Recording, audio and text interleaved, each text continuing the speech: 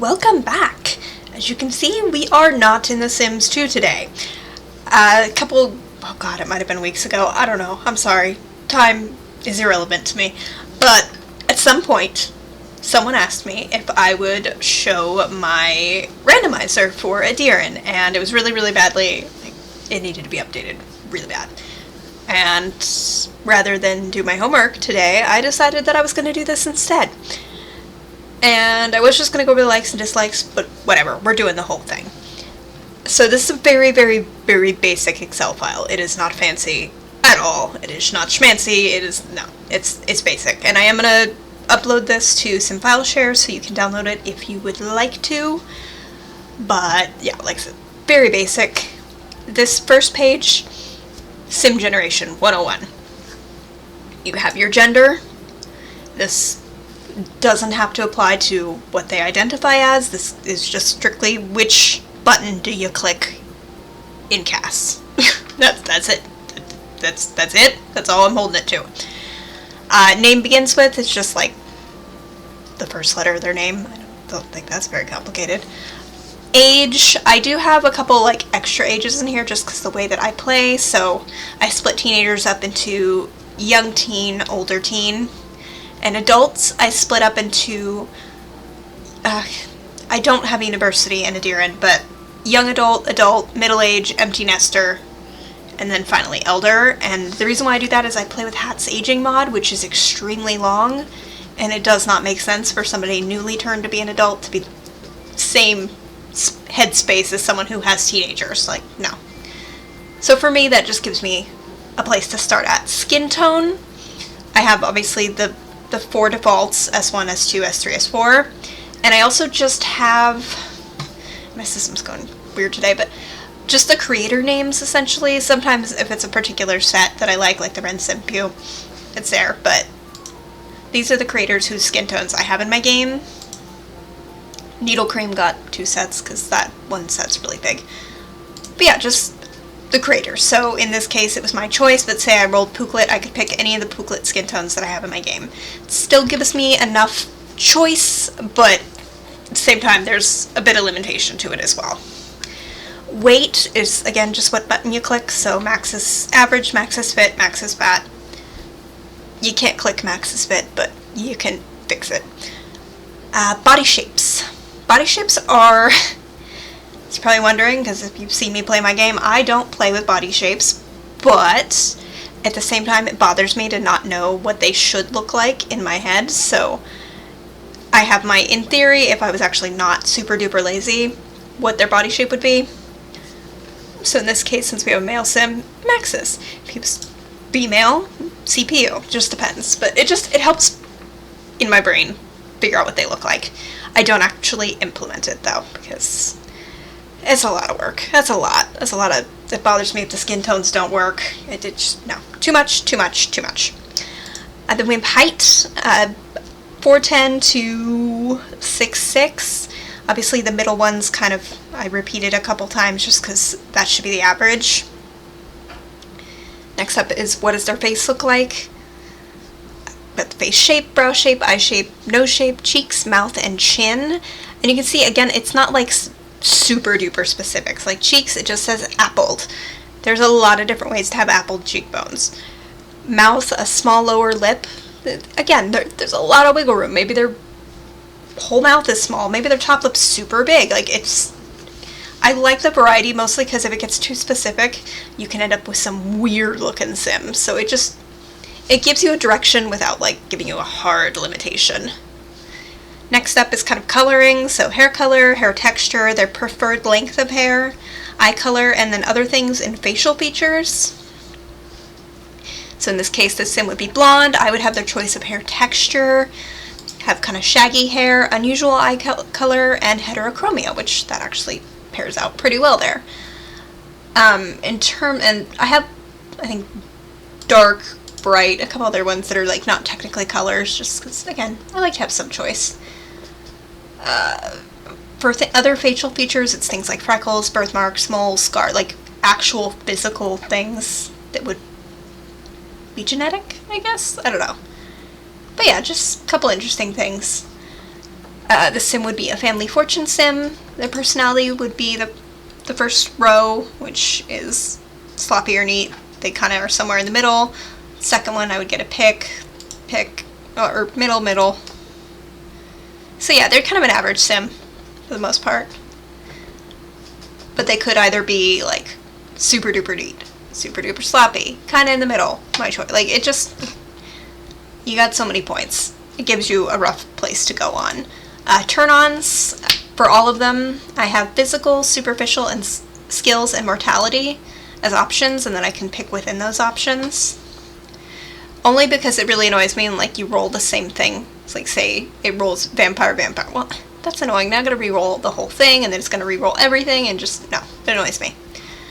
Mortality state, I'm using this more and more in Adiran, where they're not all going to be human, so I have all of the life states. I also have elf thrown in there. I don't think I have alien, because I don't really have aliens, but I should throw fairy in there, because I do have fairies. Sorry. See? Rerolled the whole thing. Doesn't matter. And then sexuality, I have mostly straight, homosexual, bisexual. I do have asexual in there, and then demisexual. This could be a million lines long if we wanted to be totally super duper, include everybody. That's a lot. That's a lot, and sometimes a sim is going to strike me in a different way, just like with the gender. Sometimes sim that is assigned male at birth, I'm like, no. Like Cesare, good example. But those are sims that are born again. This is just to get you going. Right to veto is basically a number between 1 and 15, and so say I rolled 2. And I don't really like the fact that I got needle cream for a skin tone. I don't want to use some of those. Say I wanted to use, in this instance, Pooklet or something like that. Like, I have the right to veto 2 of these things. And I include that there because I'm a stickler for following the rules, so like, I would follow this to a T, but say something I didn't really like maybe I didn't like that they had a pouty mouth. This gives me the right to change 2 things. It builds in some wiggle room for me, because otherwise I'll just sit and be annoyed about it forever. Appearance preferences. I updated this one, but it was kind of hard, like makeup, because I do have makeup in my game, but it's not makeup. So like, I threw in like harlot, eyeliner, subtle, natural, and that's about it. Other stuff in glasses was basically yes or no. Brow type, plucked, combed, kind of bushy, like, I don't have a ton of difference in brows, so I don't foresee me using that too much. Facial hair, I tried to have some variety in there. I could definitely put more on there. I didn't update that part, I'm not even gonna lie.